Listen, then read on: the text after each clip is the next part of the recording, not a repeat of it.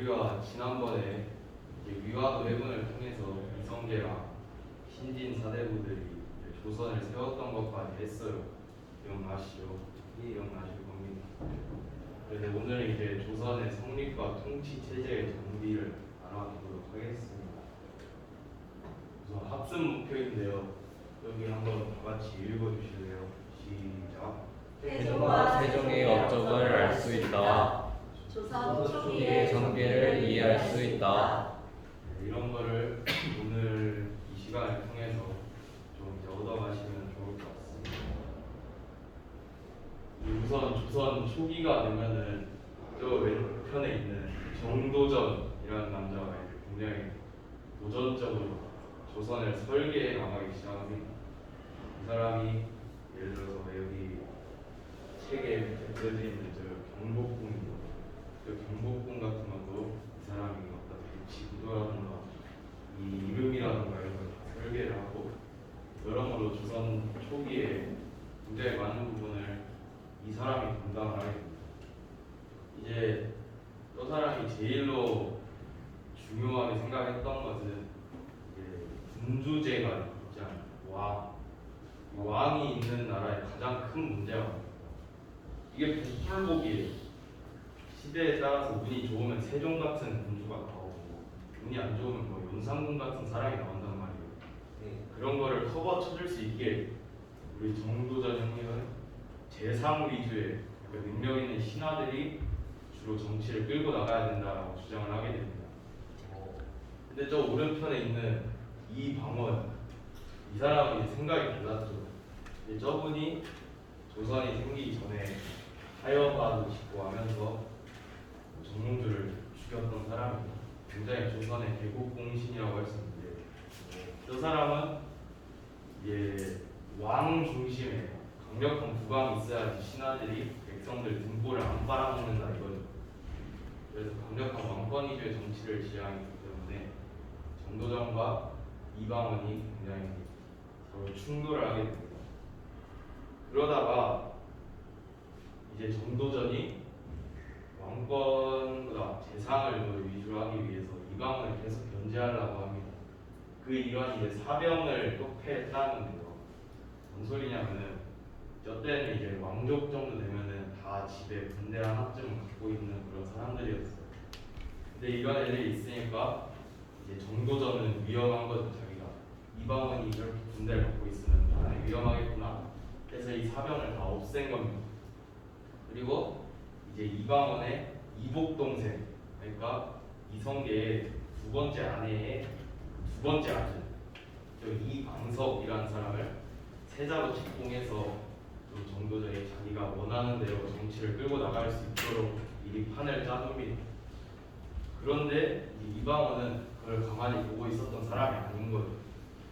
그래서 난을 일으킵니다. 그걸 1차 왕자의 난이라고 해요. 저때 이방원은 정도전을 죽이고 저 이방석, 세자로 책봉됐던 이방석을 죽이게 됩니다. 그리고 이제 이방원의 형이랑 일어났던 2차 왕자의 난을 이방원이 승리한 후에 집권을 하게 돼요. 그래서 나중에 이방원은 태종이 됩니다. 태종이 저 고려시대 광종하고 굉장히 비슷한 부분이 있어요. 우선은 둘 다 굉장히 왕권 강화를 중요시했다는 거예요. 그래가지고 둘 다 피해 민중입니다. 가족이고 뭐고 없이 왕권에 위협이 된다 하면은 죄다 수청을 해버렸어요. 그러면서 태종은 굉장히 강력한 왕권을 가지게 됩니다. 왕권 강화를 위해서 모순적이게도 자기가 이제 반대하면서 난을 일으켰는데 그 사병 협회를 자기가 합니다. 이제 내가 왕이니까 너네들은 군대가 필요 없어 하면서 사병을 더 없애게 되는 거죠. 그리고 두 번째로 호패법이라고 조선시대의 일종의 주민등록증 같은 거라고 생각하면 됩니다.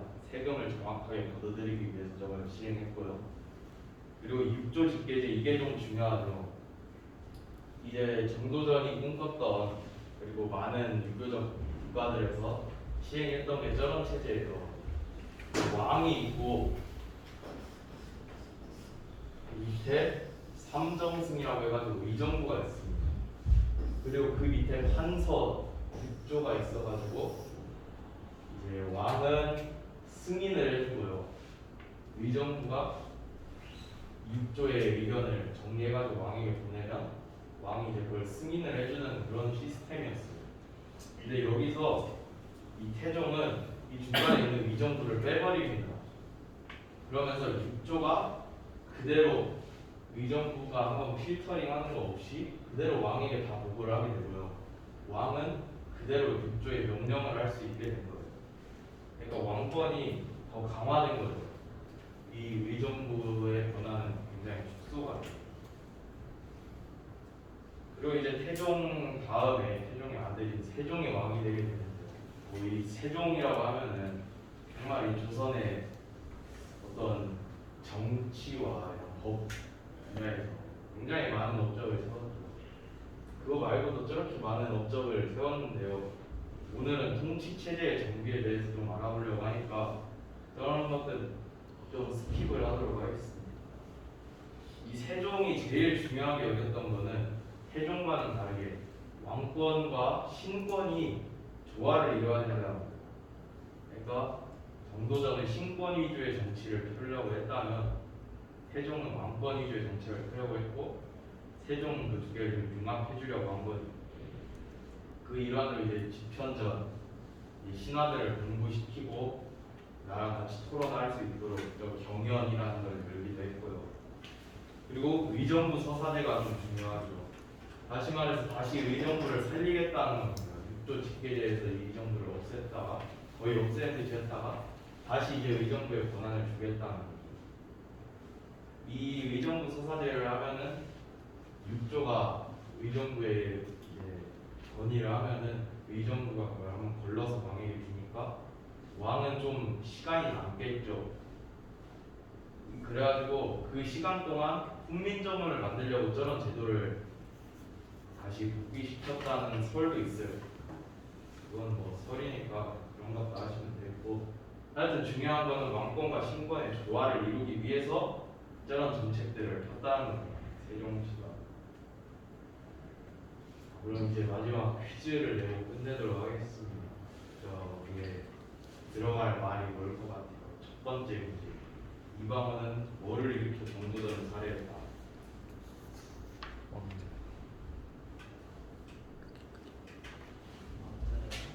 아 맞아요.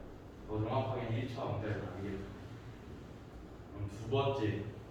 태종은 뭐를 시행해서 의정부의 권한을 축소하고 왕권을 강화했을까요?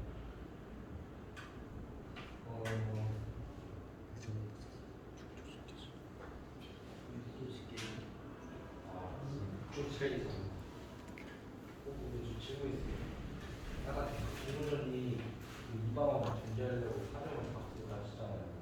그 이방원이 반대하지 않았나요? 그 사병을 협회하려고 하니까 이제 이방원 입장에서는 이제 이걸 뺏기면은 자기는 영원히 왕이 될 수 없다고 느낀 거죠. 그래서 그냥 그것 때문에 일어난 게 사실 왕자의 난이라고 보시면 돼요. 사병. 네.